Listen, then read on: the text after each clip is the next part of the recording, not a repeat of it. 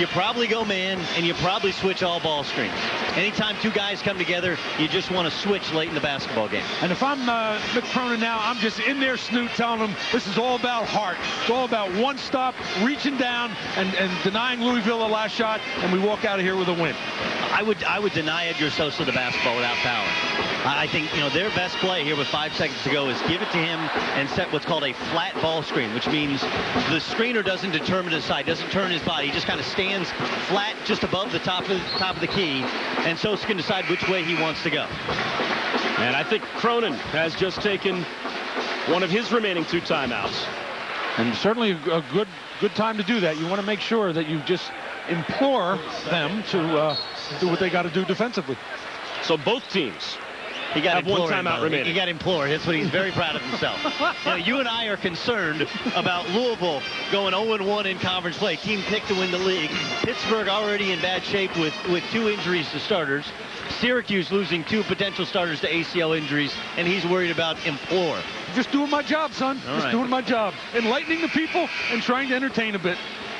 Mission accomplished. NFL Live is standing by. As soon as we're done here at Freedom Hall, it will be the guys previewing the playoff weekend coming up in the National Football League. But this feels like a playoff game here at Freedom Hall in the Big East between Louisville and Cincinnati. And curious, Earl Clark not in the game for Louisville, instead going with Pageant, a fine passer, Palacios, who can shoot the basketball, probably plays away from the basket, and Sosa, Williams, and Jerry Smith. Smith, remember, hit the big game winner at Marquette from about 30 feet last year. And not to mention, this is a big shot for me, because if Louisville don't make it, I got no shot at getting a derby trick.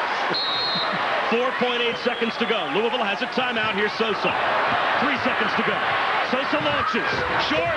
The follow by Williams at the buzzer. Whoa! Cincinnati has done it. They shot Louisville here at Freedom Hall. Unbelievable. That was unbelievable. And listen, we're used to being quiet so you can hear that natural sound of the crowd. There's no sound. It's the greatest sound for any road team as Sosa uses a ball screen. I think he gets deflected here, doesn't he, Doug? Yeah. I don't know if it's a pass or what to Terrence Williams. Williams got a couple good looks at it.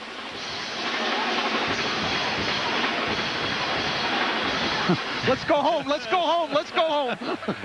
Oh. So the first Rick Pitino assistant, not named Tubby Smith, to get a win against the old head coach, and it was just that close from being a Louisville win. Maybe he should have given him a watch. We talked earlier about Cronin being close, and they were close several times. This is a major, major win for the Bearcats. Yeah, what does this do for Cincinnati's program? I think it helps them. The rebuild of this program started today. This is the one, maybe the tipping point for the Bearcats. Once again, the final. Cincinnati wins it by a point, 58-57. Coming up next, it's NFL Live. This has been a presentation of ESPN, the worldwide leader in sports. So long from Louisville for the